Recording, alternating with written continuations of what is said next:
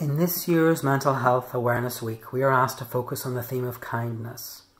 Mark Rowland, Chief Executive of the Mental Health Foundation, the host for this week, describes kindness as an act of courage.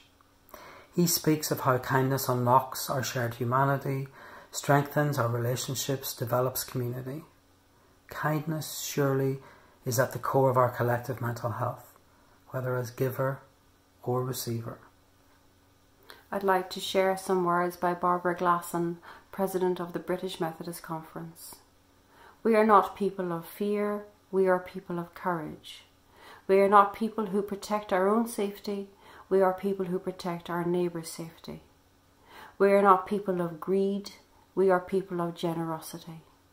We are your people, God, giving and loving wherever we are, whatever it costs, for as long as it takes, wherever you call us.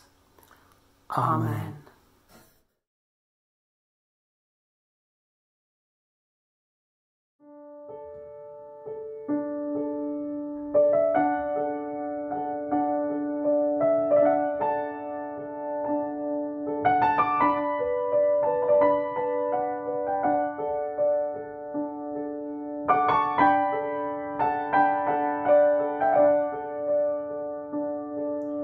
I heard the voice of Jesus say, "Come unto me and rest."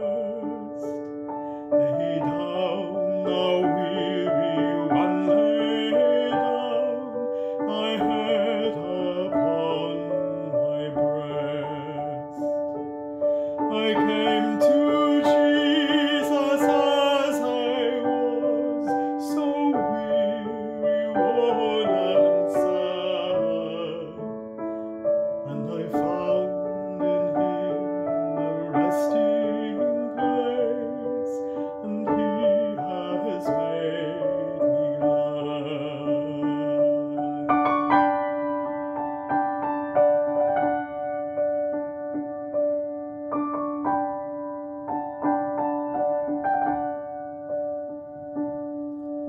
I heard the voice of Jesus say, "I am this dark world's light.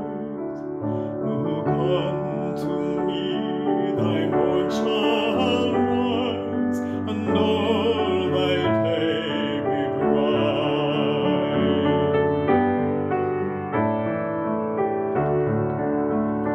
So I looked to Jesus, and I found in him my star, my sun, and in that light of life I'll walk till travelling days are done.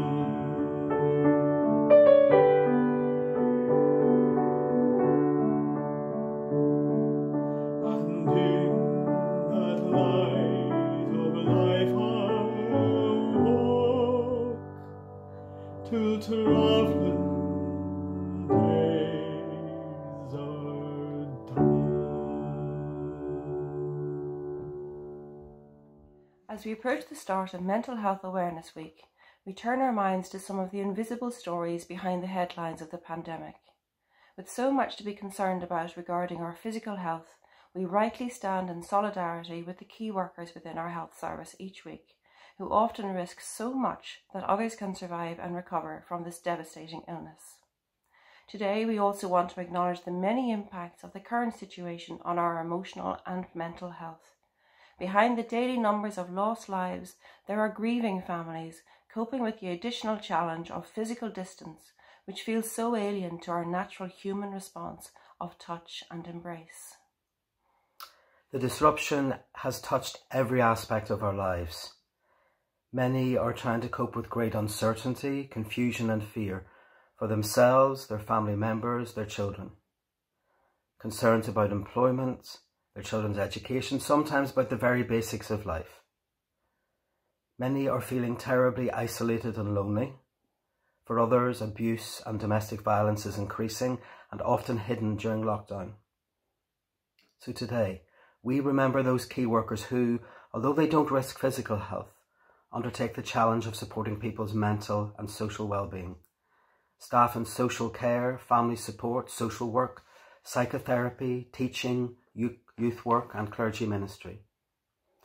Often struggling with their own experience of virus and life in lockdown, they have to find the personal and professional resources to support vulnerable children, young people, adults and families day to day. They have to reach deep into their creativity, finding online solutions, using phone and video to support people to feel stronger, more connected to others and better able to cope. In my personal experience as a psychotherapist, I feel privileged during lockdown to be able to offer support to many children and parents each week, using phone, Skype, FaceTime, as well as many journeys to the postbox, with resources on managing anxiety, anger, family separation, bereavement and trauma. And in my role, leading a team of 20 therapists in a Bernardo's counselling service, it's been so heartening to see staff continue to offer tele-support to over 300 young people each week, including many families who are supporting young people with a learning or other disability. So as we move towards prayer, we invite you now to pause and remember some of the challenges faced by people we have worked with this week. A 5-year-old girl, the only child of a single parent who has no other children to play with. An 8-year-old boy whose mother died of cancer just before lockdown and now has to live with his aunt and doesn't get to see other people in his family he knew well. A 13-year-old young person who can't visit his dad and have the hugs he cherishes so much because dad is in a vulnerable health group. A 15-year-old young man with a learning disability who is finding it hard to be out of the routine of school and whose parent is struggling without the respite and support of the school system. Those children in care waiting on court family placement decisions and their carers who are trying to contain and manage their child's trauma. And so we pray to God, who alone makes us dwell in safety, for all those who are affected by coronavirus through illness or isolation or anxiety, that they might find relief and recovery. Lord, hear us. Lord, graciously hear us. For those who are guiding our nation at this time and shaping national policies, that they may make wise decisions, Lord, hear us. Lord, graciously hear us.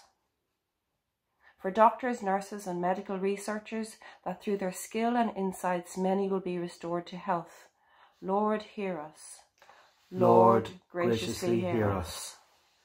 For family support workers, social workers, teachers, psychotherapists and clergy, that through their empathy and perspective, many will find reassurance and peace of mind. Lord, hear us. Lord, graciously hear us. And for the vulnerable, the fearful, for those caught in a cycle of anxiety, loneliness or abuse, that they may know that nothing can separate them from your love. Lord, hear us. Lord, graciously hear us. We commend ourselves and all for whom we pray to the mercy and protection of God. Amen. Amen.